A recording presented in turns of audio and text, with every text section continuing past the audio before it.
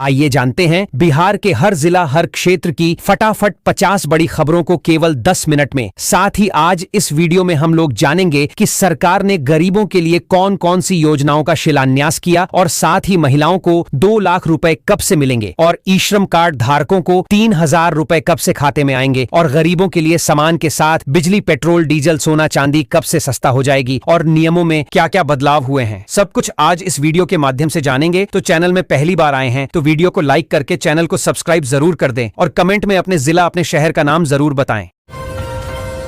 होली से पहले जीविका दीदियों के लिए बड़ी खुशखबरी है। स्वयं सहायता समूह से जुड़ी महिलाओं को 50,000 रुपए की दूसरी किस्त जारी कर दी गई है। यह राशि उनके बैंक खाते में सीधे भेजी जा रही है। इससे महिलाएं अपने स्वरोजगार और छोटे व्यवसाय को आगे बढ़ा सकेंगी। मार्च महीने में बिहार के बैंक कुल 18 दिन बंद रहेंगे। इन छुट्टियों में रविवार, दूसरे और चौथे शनिवार के साथ होली जैसे त्योहार शामिल हैं। रिजर्व बैंक की छुट्टी सूची के अनुसार ग्राहकों को पहले से लेन देन की योजना बना लेनी चाहिए ताकि किसी प्रकार की असुविधा न हो। 20 मार्च से पहले बिहार के 30 लाख किसानों के खातों में पीएम किसान योजना की 22वीं किस्त के तहत 3,000 रुपए भेजे जाएंगे। सरकार ने राशि हस्तांतरण की तैयारी पूरी कर ली है। पात्र किसानों को लाभ मिलेगा और लंबित सत्यापन मामलों का भी तेजी से निपटारा किया जा रहा है। होली से पहले आम जनता को बड़ी राहत मिली है। रसोई गैस सिलेंडर एलपीजी के दाम में 400 रुपए की कटौती की गई है। इस फैसले से घरेलू बजट पर बोझ कम होगा। सरकार के इस निर्णय से लाखों उपभोक्ताओं को त्योहार से पहले सीधा आर्थिक फायदा मिलेगा। बिहार में अब ट्रैफिक नियम तोड़ने पर सीधे ई चालान काटा जाएगा। सीट बेल्ट नहीं लगाने और रेड लाइन क्रॉस करने वालों पर सख्त कार्रवाई होगी। कैमरों की निगरानी से जुर्माना सीधे वाहन मालिक के पते पर भेजा जाएगा, जिससे सड़क सुरक्षा बढ़ेगी और लापरवाही पर रोक लगेगी। बिहार के 38 जिलों में बंद पड़ी चीनी मिलों को फिर से खोलने की तैयारी तेज हो गई है। इससे गन्ना की खेती करने वाले किसानों को बेहतर दाम और समय पर भुगतान मिलेगा। मिल शुरू होने से रोजगार के अवसर बढ़ेंगे और ग्रामीण अर्थव्यवस्था को मजबूती मिलेगी। बिहार में 10 मार्च से पहले करीब 30 लाख राशन कार्ड धारकों के नाम सूची से हटाए जाएंगे। सरकार ने अपात्र और फर्जी लाभार्थियों की पहचान पूरी कर ली है। जांच के बाद कार्रवाई की जाएगी ताकि केवल पात्र लोगों को ही राशन का लाभ मिल सके और व्यवस्था पारदर्शी बने। बिहार में अब सड़क किनारे खुले में मीट, मछली और मुर्गा बेचने पर रोक लगेगी। राज्य सरकार ने स्वच्छता और स्वास्थ्य मानकों को ध्यान में रखते हुए सख्त निर्देश जारी किए हैं। दुकानदारों को निर्धारित लाइसेंस और तय स्थान पर ही बिक्री करनी होगी। नियम उल्लंघन पर कार्रवाई होगी। केंद्र सरकार ने 70 वर्ष से अधिक उम्र के लोगों के लिए पीएम वय वंदना कार्ड लॉन्च किया है। इस योजना के तहत नालंदा जिले के 26 चिन्हित अस्पतालों में सड़क दुर्घटना में गंभीर रूप से घायल वृद्धों सहित सभी पात्र बुजुर्गों का मुफ्त इलाज होगा। बिहार के सभी 38 राजकीय इंजीनियरिंग कॉलेजों को एनबीए की नवीनतम सूची में जगह नहीं मिली है। एआईसीटीई द्वारा जारी इस सूची में देश के शीर्ष संस्थान शामिल हैं, लेकिन बिहार का कोई कॉलेज नहीं। बिहार में दवाइयों की कीमतें अब 30 से 40% तक कम होंगी। राज्य सरकार ने सस्ती दवा उपलब्ध कराने के लिए सख्त निर्देश जारी किए हैं। इससे गरीब और जरूरतमंद मरीजों को सीधा लाभ मिलेगा तथा इलाज का खर्च घटेगा। स्वास्थ्य सेवाओं तक पहुंच आसान होगी। सहारा इंडिया में फंसे निवेशकों के लिए बड़ी राहत की खबर है। जिन लोगों का 5 लाख रुपए तक पैसा अटका हुआ है, उन्हें चरणबद्ध तरीके से राशि वापस की जा रही है।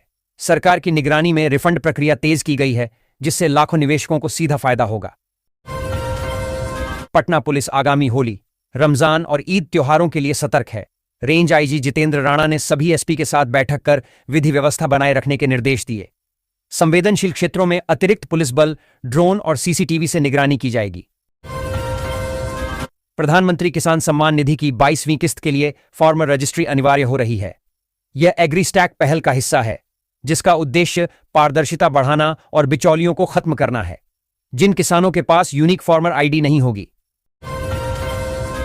राज्य सरकार ने पंजीकृत श्रमिकों को 5,000 रुपए की आर्थिक सहायता देने का निर्णय लिया है। यह राशि सीधे उनके बैंक खाते में भेजी जाएगी। इस योजना से मजदूरों को महंगाई और रोजगार की कठिन परिस्थितियों में राहत मिलेगी। पात्र श्रमिकों को समय पर आवेदन करना आवश्यक है। मुख्यमंत्री नीतीश कुमार रविवार को 76वें वर्ष में प्रवेश करेंगे। उनके जन्मदिन पर पटना सहित पूरे बिहार में रक्तदान शिविर, लव कुश सेवा मिशन कार्यक्रम जैसे विविध आयोजन होंगे। बीमा शक्ति योजना के तहत पात्र महिलाओं को 7,000 रुपये की आर्थिक सहायता प्रदान की जा रही है।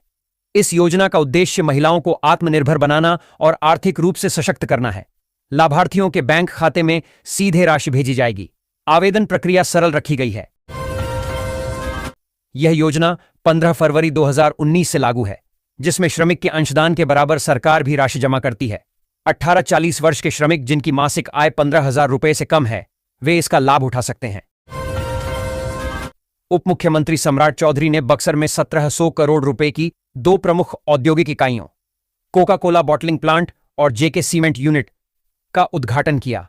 ये परियोजनाएं राज्य में औद्योगिक विकास को बढ़ावा देंगी। पटना जंक्शन पर स्मार्ट पार्किंग शुल्क को लेकर यात्रियों में भारी नाराजगी है। 8 मिनट में 80 रुपये लगने से यात्री इसे दिल्ली के बड़े स्टेशनों और पटना हवाई अड्डे से भी महंगा बता रहे हैं। मुजफ्फरपुर के कुढ़नी विधानसभा क्षेत्र में मुख्यमंत्री ग्राम संपर्क योजना के तहत 76.7 लाख रुपए की लागत से 0.950 किलोमीटर लंबी सड़क का शिलान्यास किया गया है। यह सड़क ग्रामीणों को आवागमन में बड़ी राहत देगी, खासकर बरसात में, और क्षेत्र के समग्र विकास को गति प्रदान करेगी। बिहार कृषि विभाग डिजिटल खेती को बढ़ावा देने के लिए बिहार कृषि ऐप का नया संस्करण लाया है। अब किसान इस ऐप के जरिए घर बैठे डिजिटल किसान पहचान पत्र के लिए पंजीकरण कर सकते हैं। बिहार के 6 शहरों पटना, गया, मुजफ्फरपुर, दरभंगा, भागलपुर और पूर्णिया में 62.83 करोड़ रुपए की लागत से आधुनिक इलेक्ट्रिक बस डिपो बनाए जाएंगे। परिवहन मंत्री श्रवण कुमार ने यह जानकारी दी।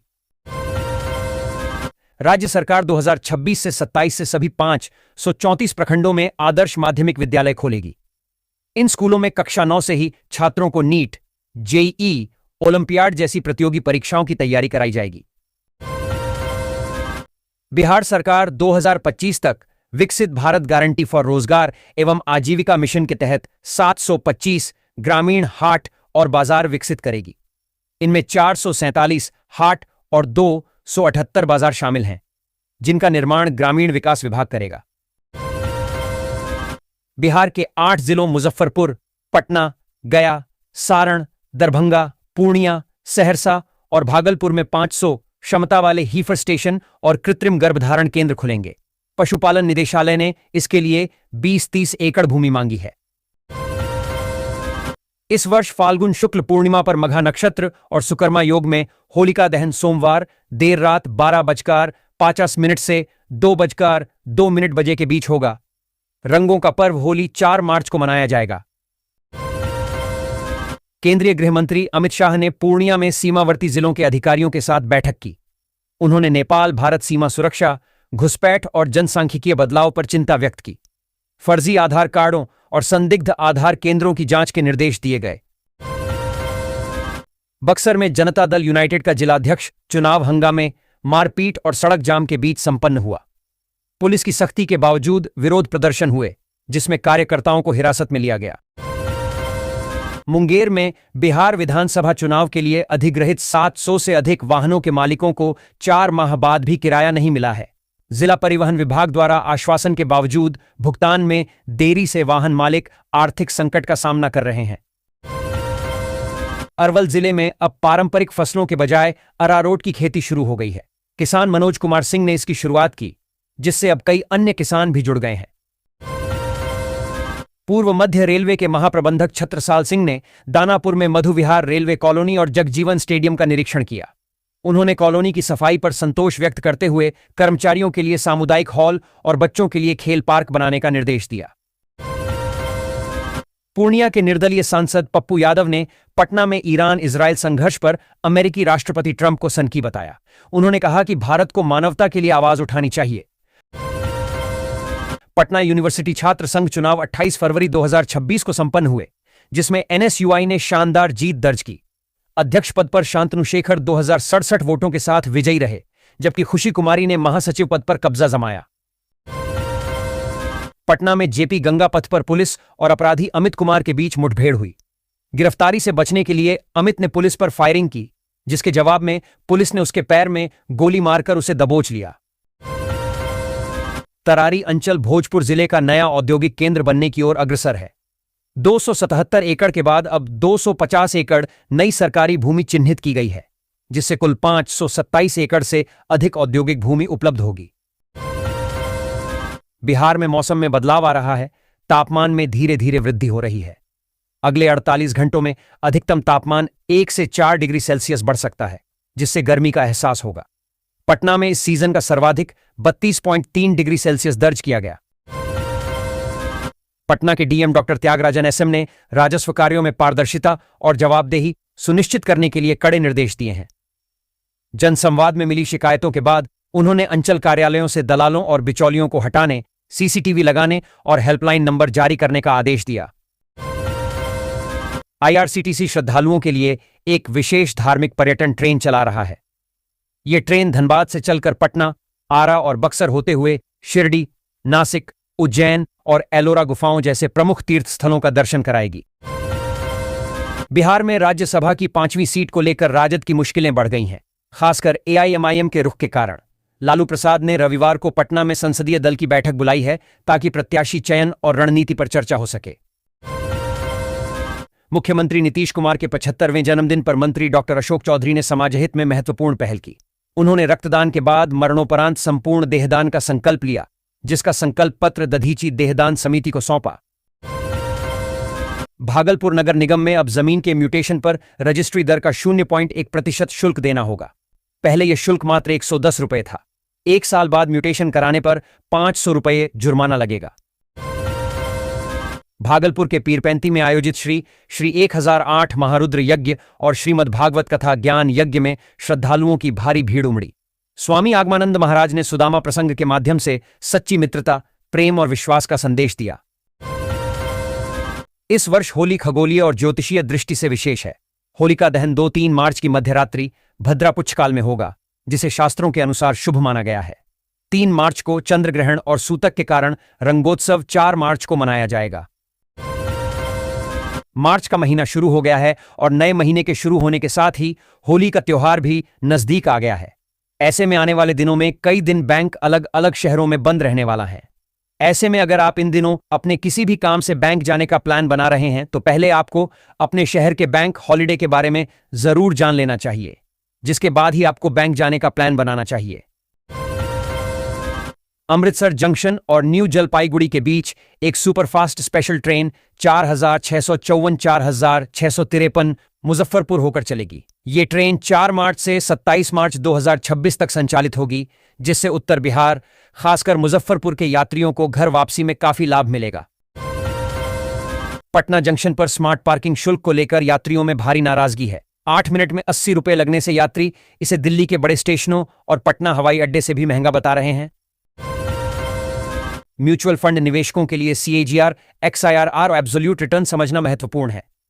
एब्सोल्यूट रिटर्न कम अवधि के निवेश का कुल लाभ बताता है। CAGR लंबी अवधि के एकमुश्त निवेश की औसत वार्षिक वृद्धि दर है। बिहार के नगर निकायों में जेम पोर्टल के माध्यम से बाजार दर से अधिक कीमत पर खरीदारी का मामला सामने आया है। उप मुख्यमंत्री विजय कुमार सिन्हा ने ऐसे सभी आदेशों को तत्काल स्थगित करने का निर्देश दिया है। मार्च की शुरुआत में आरा जिले में गर्मी बढ़ गई है। अधिकतम तापमान 32 डिग्री सेल्सियस पार कर गया है। मौसम विभाग के अनुसार आने वाले दिनों में यह 36 डिग्री तक पहुंच सकता है। लोग गर्म कपड़े हटाकर पंखे कूलर की तैयारी कर रहे हैं। भागलपुर इंजीनियरिंग कॉलेज अपनी बदहाली से उबरकर अब आधुनिक सुविधाओं और अनुशासित माहौल के साथ नई पहचान बना रहा है। छात्र अब केवल तकनीकी शिक्षा ही नहीं, बल्कि लैंग्वेज लैब में फ्रेंच जैसी विदेशी भाषाएं भी सीख रहे हैं। रोहिणी आचार्य ने युद्धग्रस्त क्षेत्रों में फंसे भारतीयों की सुरक्षा और वापसी के लिए भारत सरकार से अपील की है, खासकर रमजान के पवित्र महीने में। उन्होंने अंतर्राष्ट्रीय संघर्षों पर चिंता व्यक्त की। पायलट बनना न केवल एक रोमांचक करियर है, बल्कि यह दुनिया के सबसे सम्मानित और ऊंचे वेतन वाले प्रोफेशन में से एक भी है। आइए जानते हैं पायलट बनने का पूरा रास्ता। भाजपा ने राष्ट्रीय लोक मोर्चा रालोमो के विलय का प्रस्ताव रखा है, जिसे राज्यसभा चुनाव से जोड़ा जा रहा है। रालोमो प्रमुख उपेंद्र कुशवाहा का कार्यकाल समाप्त हो रहा है और नामांकन की अंतिम तिथि 5 मार्च है। जमुई के गरही थाना क्षेत्र के ताराटांड़ गांव में जंगली हाथियों के झुंड ने महादेव हांसदा के घर को क्षतिग्रस्त कर दिया। सौभाग्य से घर में कोई नहीं था, जिससे बड़ा हादसा टल गया। हाथियों ने किसानों की गेहूं की फसल को भी भारी नुकसान पहुंचाया। बिहार राज्य सहकारी बैंक लिमिटेड ने सहायक सीएसए के 277 पदों के लिए आयोजित प्रतियोगी परीक्षा का परिणाम घोषित कर दिया है। यह परीक्षा डीसीसीबीएस और बीएससीबी में नियुक्ति हेतु आईबीपीएस द्वारा संचालित की गई थी। सफल अभ्यर्थी अपना परिणाम बैंक की आधिकारिक वेबसाइट biharscb.so.in पर देख सकते हैं। बिहार विधानसभा में उप मुख्यमंत्री विजय कुमार सिन्हा ने सीमांचल में बंदोबस्त जमीन पर बाहरी कब्जे के आरोपों पर सख्त रुख दिखाया है। उन्होंने कहा कि ठोस सबूत मिलने पर उच्च स्तरीय जांच समिति गठित की जाएगी। पटना के करबिरहिया में एक 3 मंजिला मकान में आग लगने से 65 वर्षीय लकवाग्रस्त मालती देवी की जलकर मौत हो गई। शुक्रवार देर शाम हुई इस घटना में आशंका है कि मच्छर के कॉइल से आग लगी। ग्रामीण विकास विभाग ने जिलाधिकारी से 16 बिंदुओं पर विस्तृत रिपोर्ट मांगी है, जिसमें संबंधित क्षेत्रों का नक्शा भी शामिल है। यदि प्रस्ताव को मंजूरी मिलती है तो जिले में प्रखंडों की संख्या 16 से बढ़कर 26 हो जाएगी। केंद्रीय गृह मंत्री अमित शाह ने पूर्णिया दौरे पर सीमावर्ती जिलों में संदिग्ध आर्थिक गतिविधियों पर कड़ा रुख अपनाया है। उन्होंने ईडी और प्रशासनिक अधिकारियों को उन लोगों की पहचान करने का निर्देश दिया जिनकी संपत्ति में अचानक वृद्धि हुई है। शुक्रवार को तेजस्वी यादव के करीबी देवा गुप्ता को बिहार एसटीएफ ने पटना से गिरफ्तार कर लिया। उनकी गिरफ्तारी शादी की सालगिरह के भावुक पोस्ट के कुछ घंटों बाद हुई।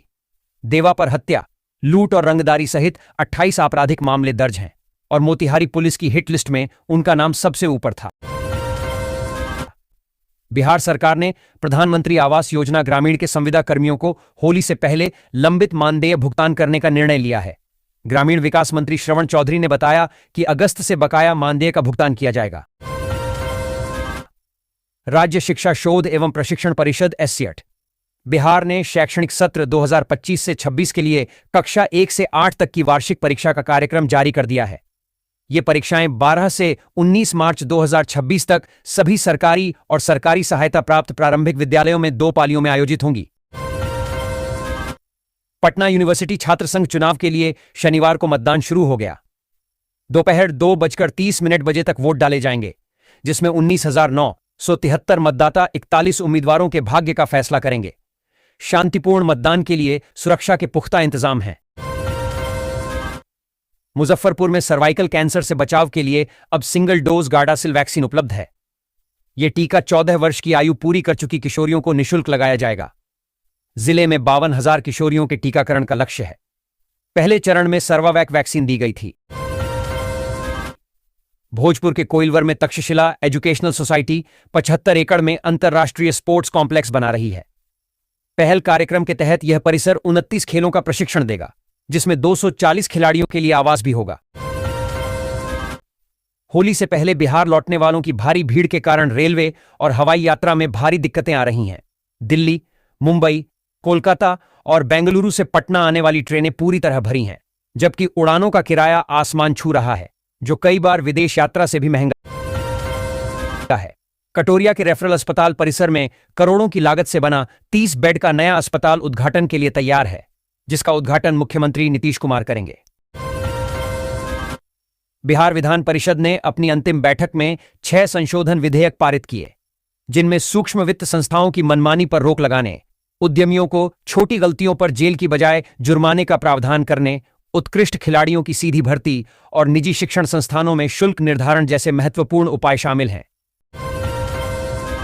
शिक्षा मंत्री सुनील कुमार ने विधान परिषद में बिहार के स्कूलों में कई बड़े बदलावों की घोषणा की। इसमें प्रारंभिक शिक्षकों के तबादले पर विचार, आकस्मिक अवकाश की गणना में विसंगति दूर करना, मदरसा संस्कृत शिक्षकों का बकाया भुगतान मार्च तक और मिड डे मील के लिए पोषण वाटिका का निर्माण शामिल है। बदल रहा है, सुबह शाम हल्की ठंड और दिन में गर्मी महसूस हो रही है। मौसम विभाग के अनुसार अगले 48 घंटों में तापमान 3 डिग्री बढ़ेगा। 2 मार्च को पश्चिमी विक्षोभ के कारण आंशिक बादल छाए रहेंगे, जिससे होली पर मौसम सामान्य रहने की उम्मीद है।